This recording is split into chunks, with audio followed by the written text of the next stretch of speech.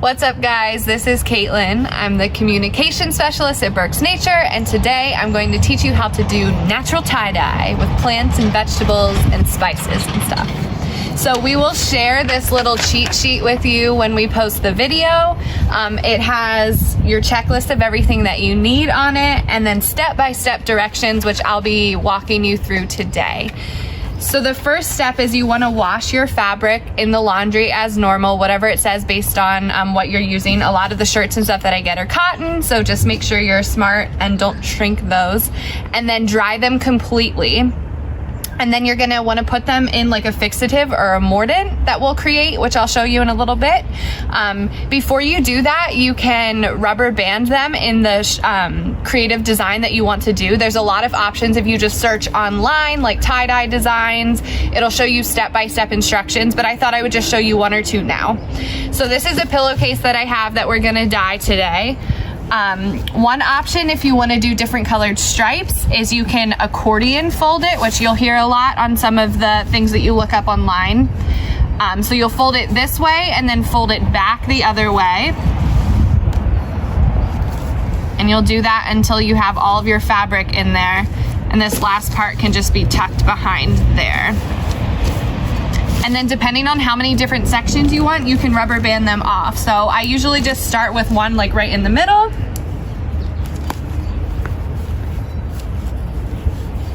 Maybe. And you want to make sure they're super tight so that the dye doesn't go there. Anywhere you put a fold or a rubber band is where the dye is going to stay white and not get any color to it.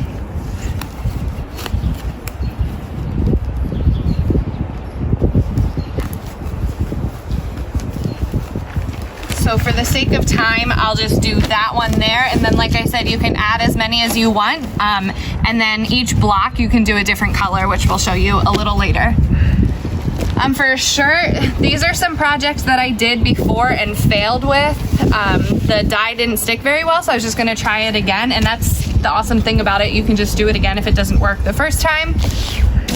So for your typical spiral tie-dye that you see most, you just lay your shirt or piece of material out and you're gonna grab and pinch in the middle and then just twist as tightly as you can, and you'll start seeing this circle form in the middle of your fabric.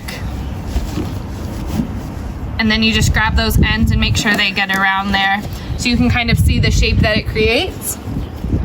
And then for this one, you're gonna wanna put the rubber band the whole way across the fabric,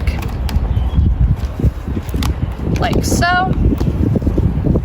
And usually I do 2 in a cross like this, either way. And then again, as many pieces as you want, you can add as many rubber bands as you would like.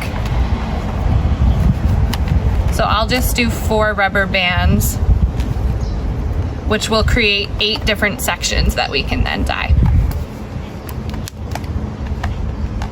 So that's step 1, and now I will show you how to do the fixative.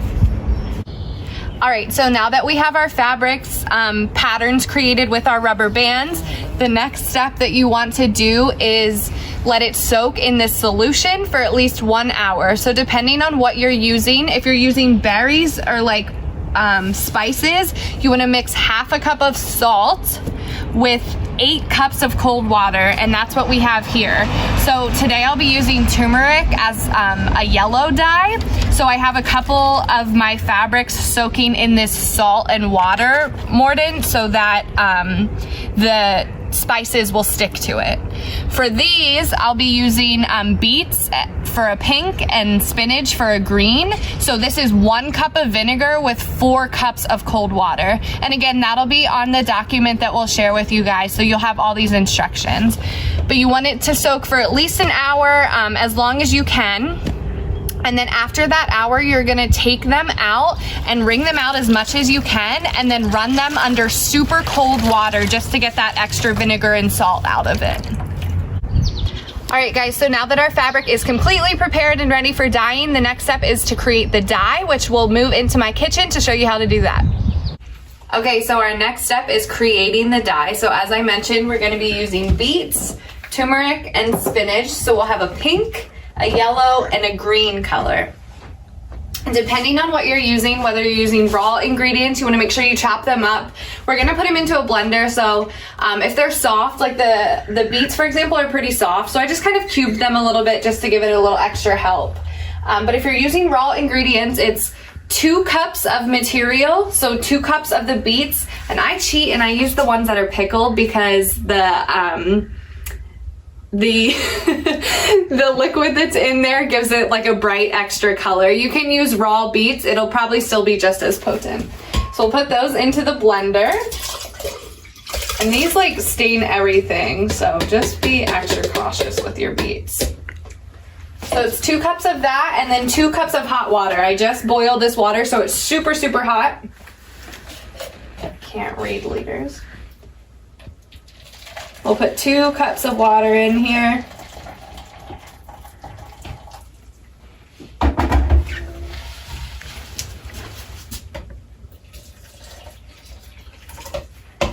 And then you're just gonna blend that up until it gets nice and fine. And then I'll show you the other 2, but just an FYI, if you're using a spice or something like this, it's 2 tablespoons per 2 cups of water instead of 2 cups of ingredients. This is super potent, so you'll see the color that comes out of this. You don't need much of it. And I like to put this over just in case things go a little crazy. And we'll blend this together. Okay, so if we want to get a close-up of this, it's a little frothy at the top. But you can see it's a nice fine mixture now. So your next step is straining that mixture so we just get the liquid out of it, which I'll show you next. All right, so our next step is straining the mixture. So like I said, we just want the liquid and all the extra material that's left in there we don't want going into our container for the dyeing part. So I have a strainer here. Alternatively, you can also use cheesecloth, depending on how thick or fine the mixture is. It kind of just depends what you prefer. I don't use the cheesecloth for much. I found that the strainer works pretty well for everything that I've been doing. So I'm just going to strain this into a bowl that I have in the sink here.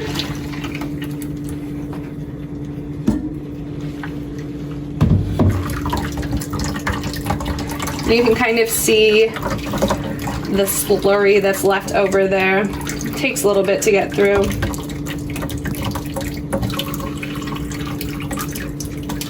For our purposes, that is plenty. So I'm just going to throw this in here. And then this is the dye that we're gonna use. So I have a funnel and just like a condiment bottle here, which you can get at Walmart or any place like that. And we're just gonna funnel it right into the bottle.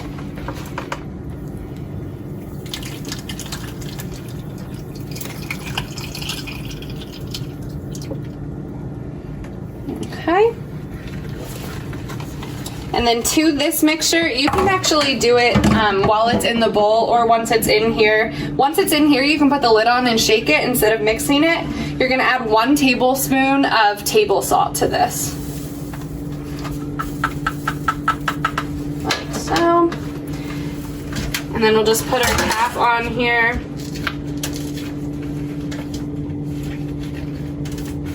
Make sure you're holding it on there.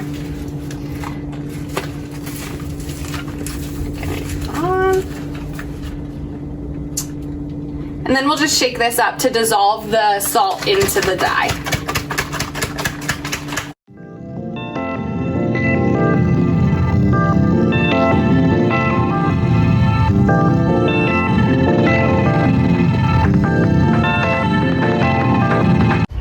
Okay, so now we're finally at the fun part where we get to dye the fabric. So I have my 3 different dyes here, the pink beets, the yellow turmeric, and the green spinach.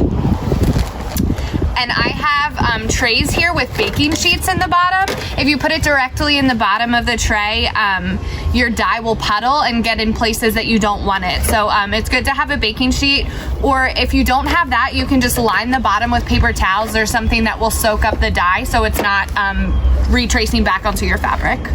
And then this is the fun part. You just want to shake your dyes and make sure that they're really well mixed. All right, and then you're just gonna take your little squirt bottle and you're gonna saturate the parts of the fabric that you want this color to be on. So I'll just do like every other one with this yellow here.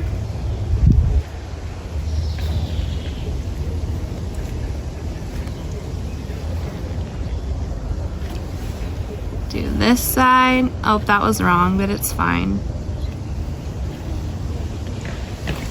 Then we can add another color in here, so maybe I'll do some pink.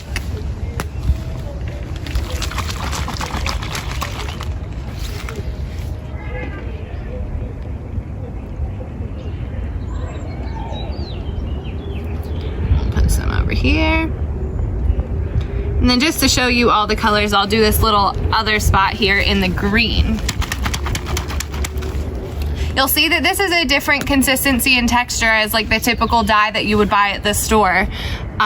So these colors aren't obviously going to be as potent. They're kind of more of a pastel color once they're finished. The turmeric's pretty bright, so you'll see the color difference there. The longer you let it rest once you're finished, the brighter that they will get too. And you want to make sure you do both sides. So I'm just going to flip this over here, and you can tell where I did the colors on this one.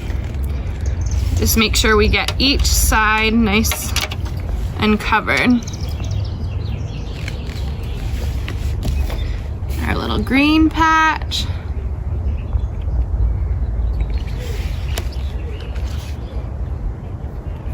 And then another option, if you want to do a garment that's just one color, you can take your dye and put it into a mason jar or an airtight container. Just pour your dye in there and then soak your entire garment in that and let that stay overnight rather than doing it this way and squirting it on.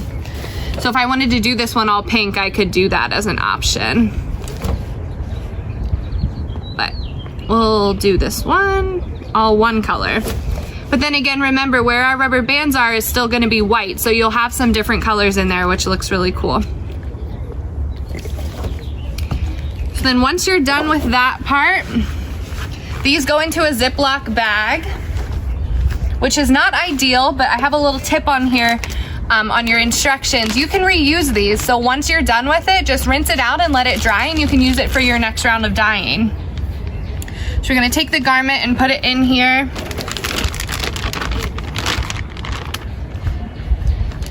And if you can, just make sure that the colors aren't on top of each other, so spread it out so that they're evenly placed in there with the different colors.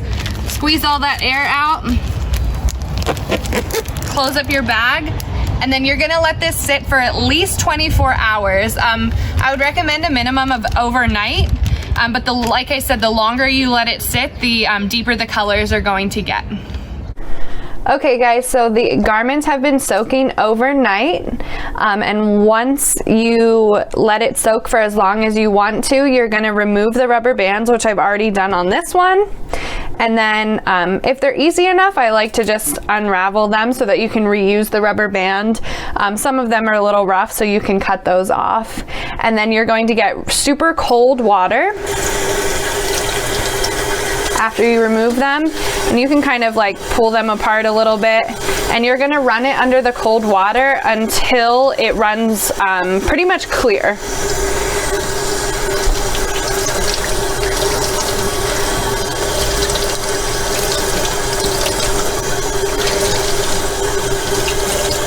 Doesn't take long. That one looks like it's pretty clear already.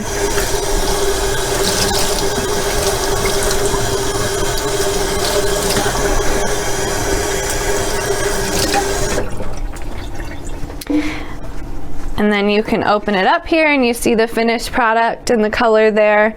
This green didn't last very long. Like I said, I should have let it soak a little more, but for this purpose, I just wanted to show you what the next step is. So from there, you're gonna let these hang dry completely. And then if you want to further heat set the dye, you can run the garment through the dryer on a high heat setting for about an hour, and that will help set the color in there. And then moving forward, it's recommended to only launder it by hand with like mild detergent. Some of my brighter colors I've put in the laundry and I haven't had any issues, but it just depends. If you hand wash it, it'll last a little longer. Cool, so I just wanted to show you an example of something that I did prior when it's all said and done. This is something that I did with little knots. So you just pull the fabric up and tie them, and it creates this circle effect, which I hope you can kind of see here. And this was just turmeric, so I only used one color on this. So I hope you enjoyed yourself. If you have any questions, I'll link my contact information, so feel free to reach out. But we super appreciate your support during this time, and we hope we can see you soon.